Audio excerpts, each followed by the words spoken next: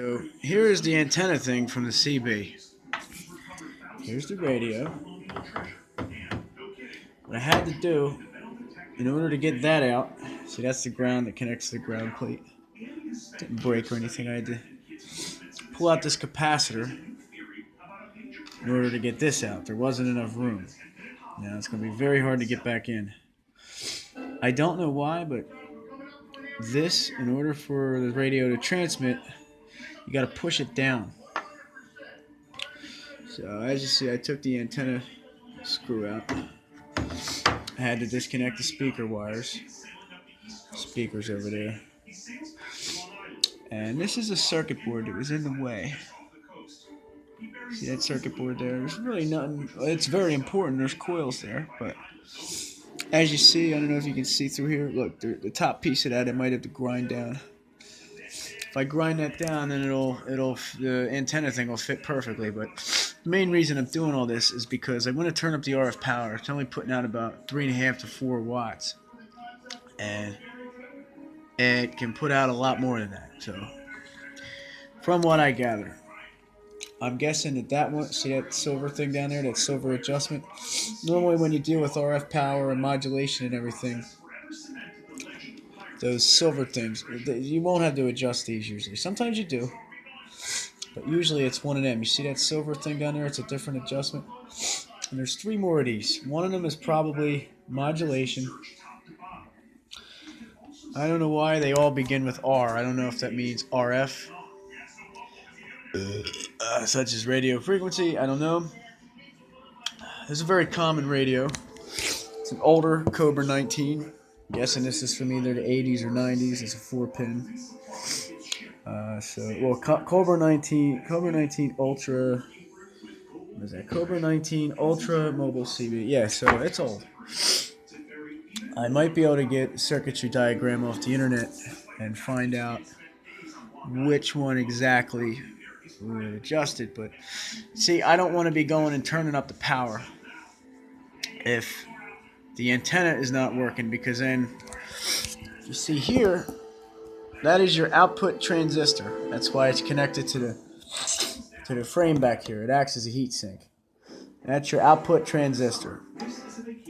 Now, if you turn up your power and you start putting out more power and you don't have a connection to your antenna fully, you know what I mean? And yeah, you're going to burn up the transistor. And they're not hard to change, you know.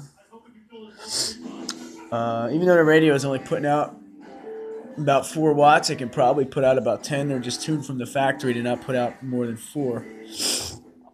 Because from what I gather, 4 watts is the amount that you're allowed to transmit. But, you know, I'm going to stop talking and I'm just going to show you what I'm doing.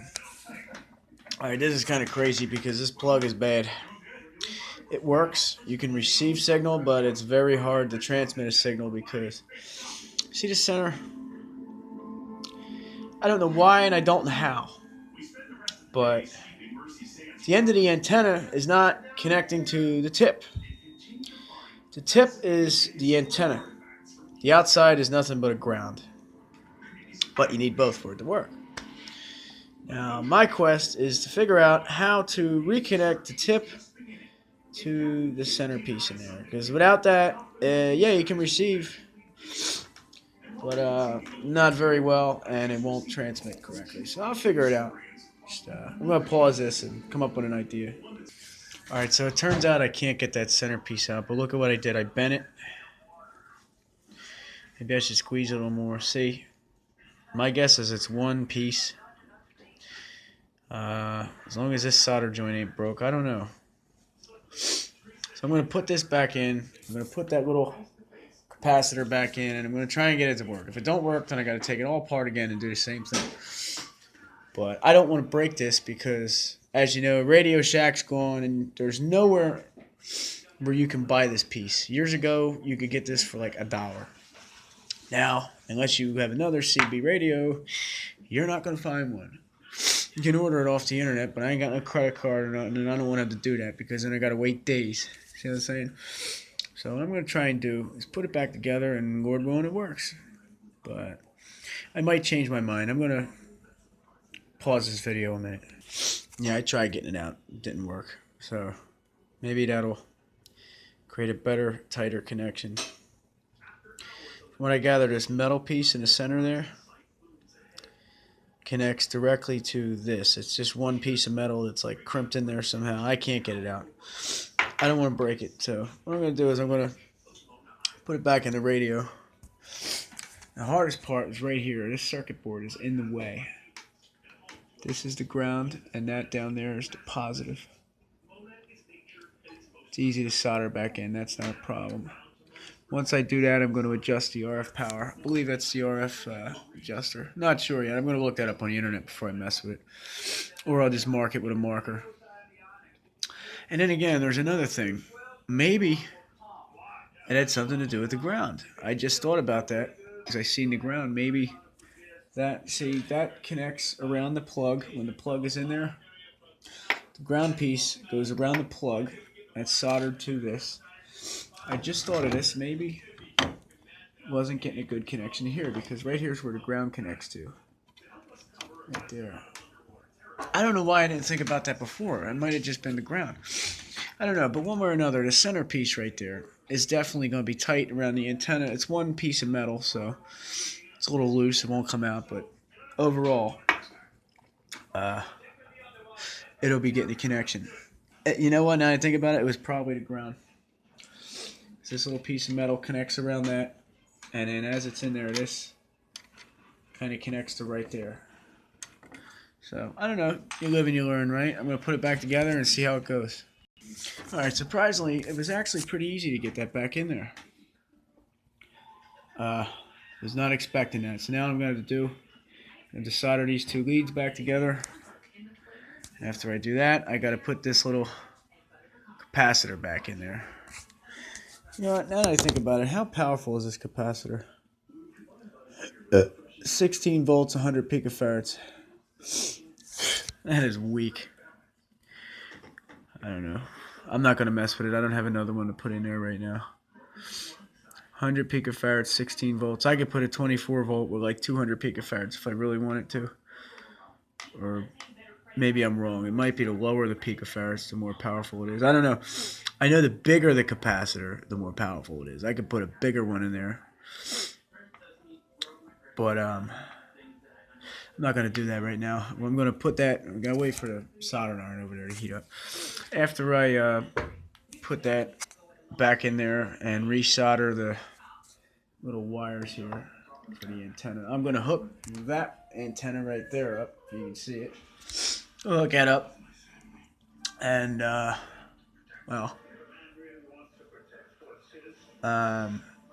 yeah, first I'm going to see if it transmits, because that's the main thing. Before, it wouldn't transmit unless you push down on that. I don't know what that was about, but as you see, I kind of crushed the inside of that antenna thing. Really, I didn't even have to take this out, but I figured if I took it out, it would be easier to mess with it, which it was. But you live and you learn, right? You don't normally have this kind of problem with a CB unless you try and tighten that antenna wire right here. Like, unless you try and screw this onto the thing with a pair of pliers, which I did. I used the vice grips over there to screw that on. But if you screw that antenna wire on here with pliers, that's foolish. But I've seen people do that in the past, and that's how you break the solder joints inside. Or if this little nut on the outside gets loose, that's another way you break the solder joints, because that moves around, which it was doing. And eventually the solder joints would have broke anyway, so yeah. I'm going to pause this and I'll start it once I start doing what I got to do. Sometimes when you try and heat up the solder, it takes a while to heat up. So a simple little trick I learned years ago is to do this. Watch. Take your solder. You get solder on the tip. The only thing is you got to watch with this lead solder. See how it's popping? Lead solder a lot of times pops. Then again, it might be because of plastic and stuff that's on the tip. See that thing? Look. I don't want no solder getting on camera because there's no glass covering it. Anyways, you get my point, right?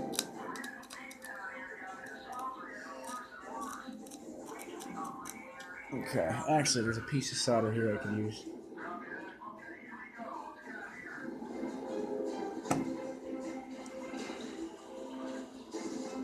There we go.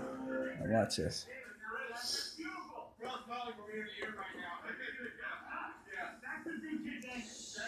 Just like that. Alright, that one's done. Just about.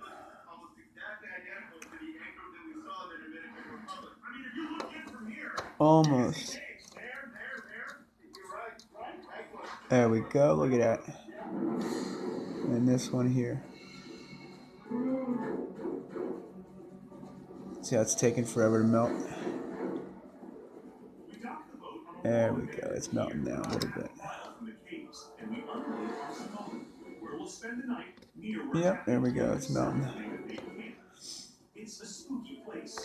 Not quite there yet, though.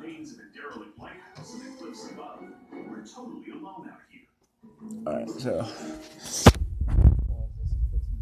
on there. Alright, so I got both of them leads soldered. You see that? They're both on there pretty good. Now I gotta solder that capacitor in. You see them two holes right there? Can't see it, but yeah, I'm gonna solder in the capacitor. And easiest way to do that. So you gotta watch these capacitors. You see how there's a white line on one side and then the other side is no white line? I believe the white line is the positive. One of them's positive and one of them's negative. I remember the white side, the white line went on this side here. So what you do is you just pop that in there. Ah, it's still hot. The thing's still hot from when I soldered the other thing. So anyway,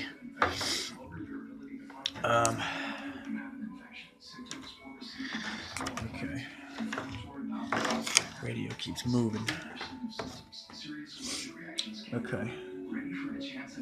See, the line went on this side. Wait a minute, I'm going to use the tweezers. Okay, so you see what I did? I took the tweezers. Now I can use the tweezers to place that right into where it needs to go.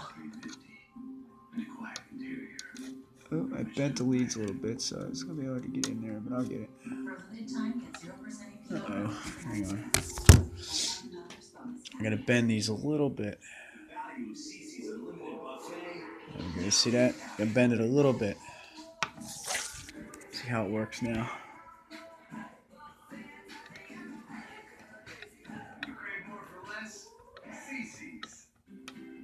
There we go.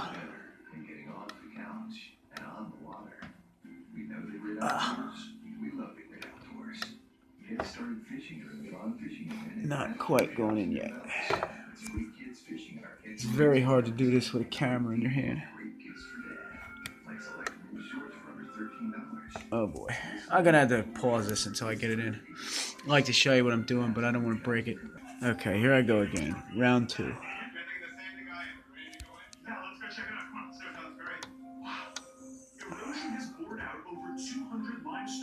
Alright, look at that.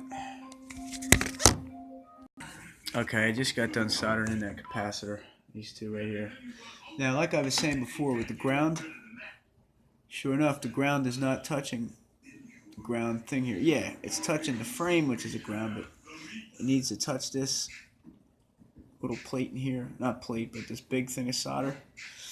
And sure enough, it's the way it was before. So there's a good point.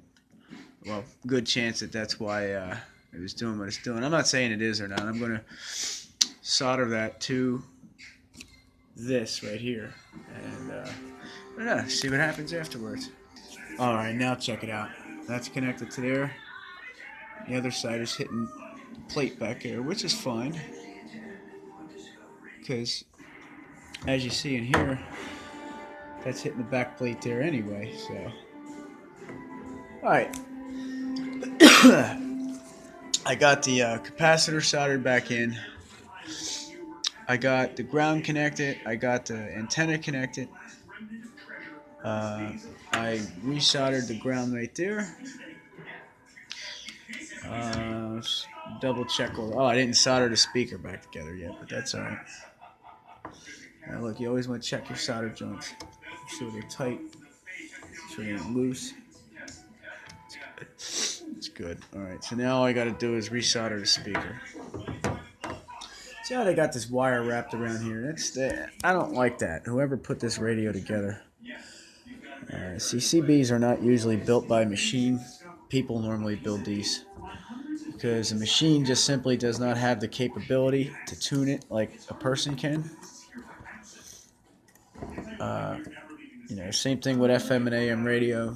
Usually, yeah, the machine might put it together, but once it's put together, normally they have people tune the radios because the machine just is not as precise as the human mind. So somebody put this radio together, and I don't know why they did it like that, but it's stupid. Here's the wires. All right. Ooh. Okay, soldering on, still hot. Sure, you've soldered speaker wires before, right? It's simple. The lighter color wires, you're normally the positive, and the darker color wires, normally the negative. Not always, but in this case, the yellow was soldered to the positive, and the green was soldered to the negative. So yeah, give me a second. Alright, speaker wires are back together. Always check your solder joints. Pull the wires a little bit, make sure they're tight. Yeah. I gather these solder joints are tight in there, okay? So, as far as I know, the radio is ready to be put back together, and I'm going to test it out. Okay, so here's the radio. Problem I was having before is when you try and transmit, you would have to jiggle this wire around. And you can tell that by the meter. Watch when you push the button now. It keys up all the way it's supposed to. Now, I'm going to unplug the antenna wire and show you what it does when there's no connection to the antenna. Okay, as you see, I don't have an antenna wire connected now. When you push that button, check, see that? The meter's not lighting up the way it should. That's what it was doing before. Now, watch when I plug in the antenna now. There was a loose connection inside of that wire. Okay, so here we go. Now look. Check, 1, 2. I don't know why it didn't go up all the way that time. You can hear people talking over the radio. And the antenna is actually inside. But yeah, it's getting better reception than what it was before because you can actually hear people talking inside the house now and the antenna's not even outside. Anyway, check out that meter again. Check.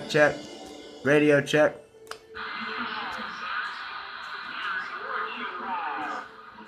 Yeah. So, yeah, it was kind of a pain in the ass doing what I had to do, but you know what? The radio is working the way it should now. Now, my next goal is to turn up the RF power. So, since I'm already recording this video, I might as well do it. Just give me a minute. I gotta mark my adjustments with a marker, so if I screw up, I can readjust them back to where they gotta go. I have a tiny problem. See that adjustment down there? I believe that's the RF power adjustment. A piece of solder must have popped off, and now it's sticking to this transformer. I don't know if that's good or bad, I just know it wasn't there before. So what I'm going to do is simply break that off of there. You don't want to short anything out. Now,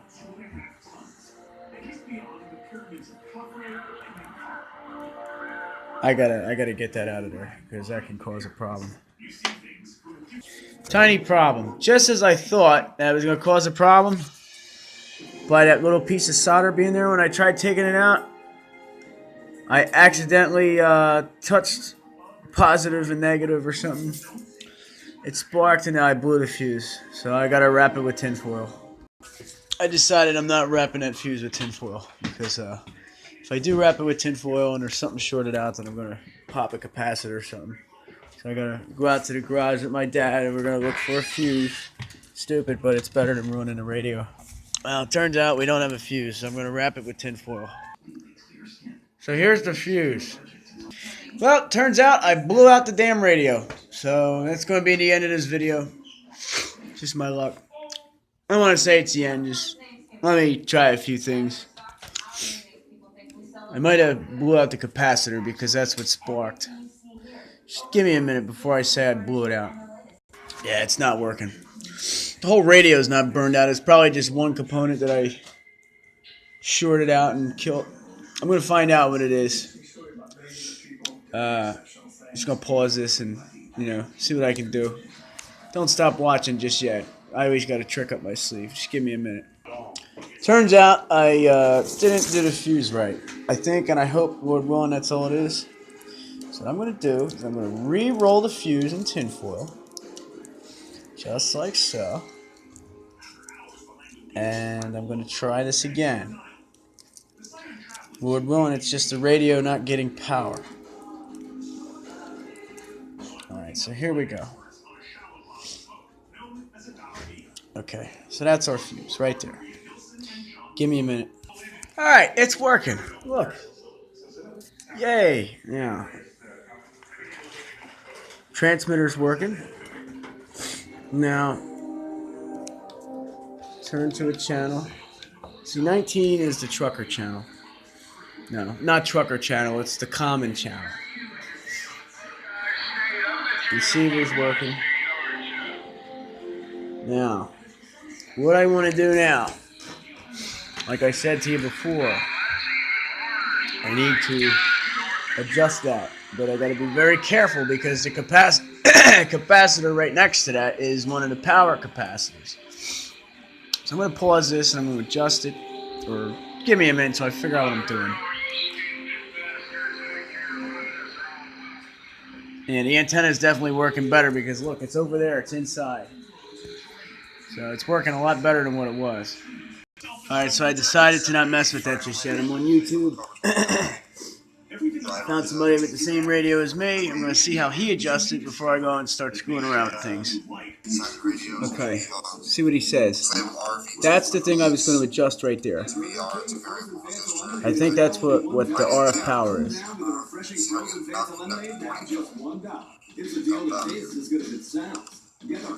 Yep, he's pointing to it. I didn't want to mess with it until I was sure. But exactly what I predicted is the RF power output. Best sometimes to check it out before you go screwing with things. So I'm going to go and adjust that, find out which way is higher power, and find out which way is lower power. Not only that, I marked the original adjustment, so if I screw it up, I can always turn the adjustment back where I left it off. Now, I need some light. Now, just like the guy said in the video, and like I said earlier, that right there, I thought was the RF power adjustment. And according to the guy on the internet, he's one of my people on, not people, but he's one of the people that fix things on the internet. I watch a lot of his videos. He's cool. Maybe, yeah. Long story short, I'm going to try and adjust this and show you what I'm doing at the same time if that's possible. Okay, so here we go. See the meter right now? Check, check, check, check, check. See how it's barely reaching the red? Check 1, 2. Alright, so what I'm going to do is I'm going to turn that all the way back the other way now. See if it goes up into the red without modulation. Check, check, check. 1, 2. Check, check. So it's lighting up more red now. Check, check, check. Wait, wait. Now it's going up into the red. Check good or bad? With no modulation. That's good. Now if I turn that back down, let's put it back to where it was. That's the factory adjustment right there. No, it's back to weird. Check 1, 2, 1, 2. I don't know. Now, see how the light's faded? The light's faded now unless you check, check. See, the light faded now. Let me go back to where it was. Sometimes you don't want to turn it up all the way. Just adjust it a little bit and see how much power we're getting. Check, check, check. Okay, see, it can be very tricky. You don't want to just go and turn it all the way and leave it like that because sometimes, you give it too much power, you'll blow something out. And just as I thought, that transistor is hot as hell right now, so it's another reason why you don't want to turn it up all the way and just leave it like that, because if you have a conversation with somebody over the radio... I just spelled donate. As I was saying, if you have a conversation with somebody over the radio for like 10-15 minutes and your power is up all the way, And it's a good size antenna. But if your antenna is not 100% or your SWRs are off or you're off frequency, you might not blow it out, but you can damage something. I've done that before, so I don't know exactly why, but I just know it's possible. I've done it before. All right, so it's hard for me right now to tell which is which. So I'm going to go by the meter on the power pack here. Easiest way. See the meter? I unplugged it, so gotta wait until it stops. I'd like to hold that, push the button with the adjustment all the way down and all the way up, and I can tell how much power we're drawing from the power supply. So right now we're at over 100% charge. We're at 13 volts. Okay, so I'm gonna have to figure this out. Maybe if I can key it up. Hang on a minute, I gotta pause this and do this myself. Hang on. It's very hard to tell right now what's going on because every time I key up, the meter's actually raising, like it's like the radio's giving it power. I don't know why it's doing that, but I don't know. You'd think it would draw power. I don't know if the meter's being interfered with by the reception since the antenna is very close to it. I don't know what to I don't know what to think about that. All right, so I got the adjustment up pretty high. It seems like I get higher modulation when I turn all the way to the left and turn it back slightly. So I think that's where I'm going to leave it. Now, as far as... Yeah, got to find fuses because I got a tinfoil fuse. And see these adjustments here? I'm not sure what these do. My guess is one of them is your modulation. The one that I adjusted, which is closest to the antenna, that's most likely your power output, which it seems that's what it is. And the other two are probably for your lower frequency adjustments, and the other one's probably for the higher frequency adjustments. Long story short, if you're on 40, let's say you're on channel 40, right? One of these adjustments are probably for your upper channels, channel 20 and above. The other adjustment is most likely for your lower channels, 19 and below, 1 through 19, and then the other one's probably for 20 and above. I could be wrong. I don't know. I just know that the radio is perfectly on frequency. It's not off frequency, so I'm not going to mess with that. One of them is your modulation. If you look, those two are together right there. So they're probably your frequency adjustments. And these are other frequency adjustments. I'm not going to mess with them because I don't know what they do. This one, I'm guessing, is your modulation. So what I will do, you know what, just because out of curiosity, I like to mess with things and tinker around with things. What I'm going to do is I'm going to mark that right where it's at. Right there. Hang on a minute. I got to mark that. This is how you adjust things and don't screw it up. Alright, so right there is my adjustment. That's factory adjustment right there unless somebody else has tinkered around with this radio. What I'm going to do is I'm going to adjust that. Let's go down to channel 1. Let's see our power output on channel 1. Wait, now I'm pushing it. There we go. Check, check, check, 1, 2. Alright, so without modulation, we're getting 4 bars. 1, 2, 1, 2. Okay, now let's go down to channel 40. Check, check, 1, 2. Yeah, see, the radio is perfectly on frequency. Channel 1 and channel 40, there's no difference in your output and modulation, which means your own frequency. So I'm going to try channel 1. See, as you don't check, check. If you don't put modulation to it, you see that? How you're getting 4 bars.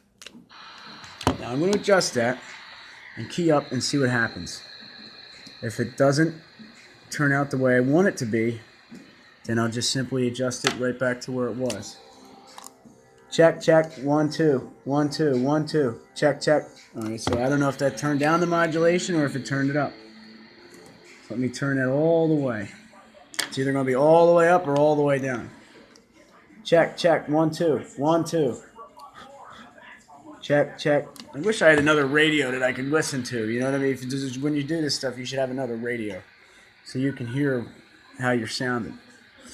Now let me go back down to make sure I didn't throw it off frequency. Check, check, check, check. All right, there you go. That proves its own frequency. Now what I'm going to do is turn that back the other way, all the way. See what happens now. Check, check. 1, 2, 1, 2. 1. probably the radio interfering with it. All right, so that really had no difference. It didn't do anything by adjusting that. Test 1 2 1 2 1 2 1 2.